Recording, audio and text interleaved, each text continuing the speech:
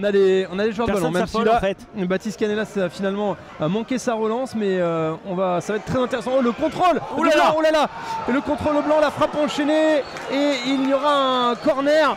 C'était une belle remise d'Eloazani. Malheureusement, Garita, je pense qu'il aurait pu faire mieux quand même dans son jeu de corps. Il est tellement costaud. Oh là là, la mauvaise relance de risques, hein, avec Fleurier qui va tenter de remettre une frappe et la parade. Allez là, les joueurs de Châteauroux qui vont essayer de ressortir ce ballon proprement. Finalement c'est récupéré par Ekmayer. Ekmayer qui décale une nouvelle fois Fleurier, que l'on voit beaucoup. Fleurier qui va remettre le ballon vers Amine Eloazani. Eloazani, oh, joli, le double contact pour éliminer un joueur. Derrière il a essayé de la transmettre. Garita est venu gratter ce ballon. Ekmayer qui va tenter la frappe et c'est pris par Paul Lecroix qui est obligé de la dévier. Et puis peut-être qu'il est bien marqué aussi, hein. Allez, le long ballon sur l'aile gauche, Fischer avec Garita. Garita qui va remettre à Fischer et c'est dégagé une nouvelle fois par Adam Mbengue. Oh, la reprise d'Ezekiel.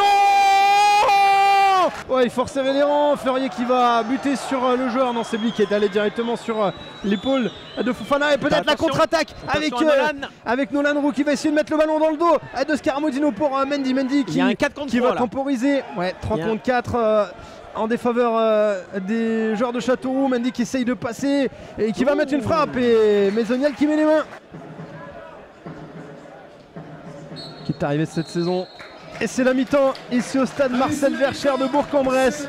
0-0 entre le FVVP 0-1 et la Berrichonne de Châteauroux. Fleurier qui essaye de jongler pour ensuite mettre peut-être le ballon vers la surface. Garita bien campé sur ses jambes justement. Oh, et là il y aura c'est pénalty.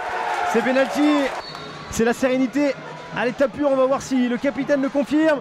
Et c'est en puissance. Voilà le but de Thibaut Jacques. C'est important ce pénalty pour les Bressans, vraiment. Et c'est le premier but du capitaine Thibaut Jacques sous les couleurs de Bourg-en-Bresse.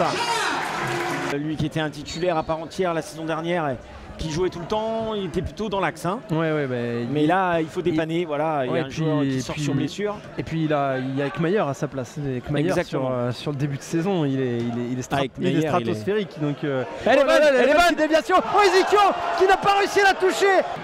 C'est Soubervier qui a pris le couloir. Il a laissé Ribelin, et Soubervier avec expérience, il essaye de tenir une faute, de tenir un corner ou quelque chose. Il a eu finalement le soutien de Ribelin. Ribelin va mettre le centre, c'est repoussé par Mbengue. Et qui est là, il va mettre la frappe. Oh, juste au-dessus. Ribelin, c'est fini. Et cette fois-ci c'est fini.